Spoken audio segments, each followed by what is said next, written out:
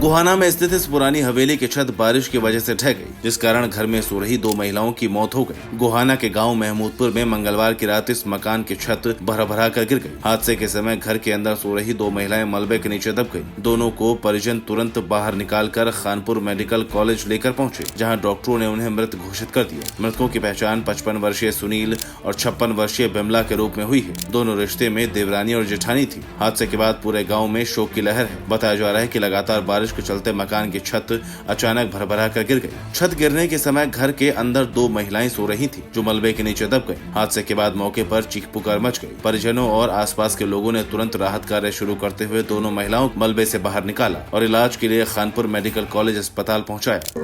ये 4:30 बजे उठी, मैं यहाँ पे आई तो अंधेरा था यहाँ पे, तो दिखी नहीं, तो छत पड़ी हुई थी, तो नीचे दबी हुई थी। तो दोनों भाई आए, जब इन्हें निकाली थी, फिर ये आए थे, फिर इन औरों के पास मैंने कहा था औरों के पास फोन कर दे, फिर इन औरों के पास फोन किया जब आए थे। एक बिमला थी, एक सुनील थी। आपस में क्या रिश्ता था इनका? दुरानी जेठानी थी।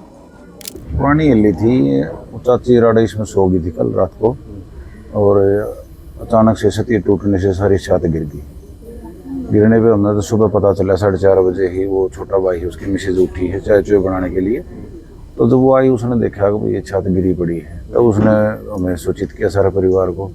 तब जब हम आए तब हमने निकाला उनको, वो कम से कम 3-3 फुट नीचे दबी पड़ी थी मिट्टी के। उसके बाद ही फिर सारा परिवार इकट्ठा हुआ है। उसके बाद फिर उनको खानपुर PGI ले जाया गया है, तो वहाँ से भी उनको मृत घोषित कर दिया गया है।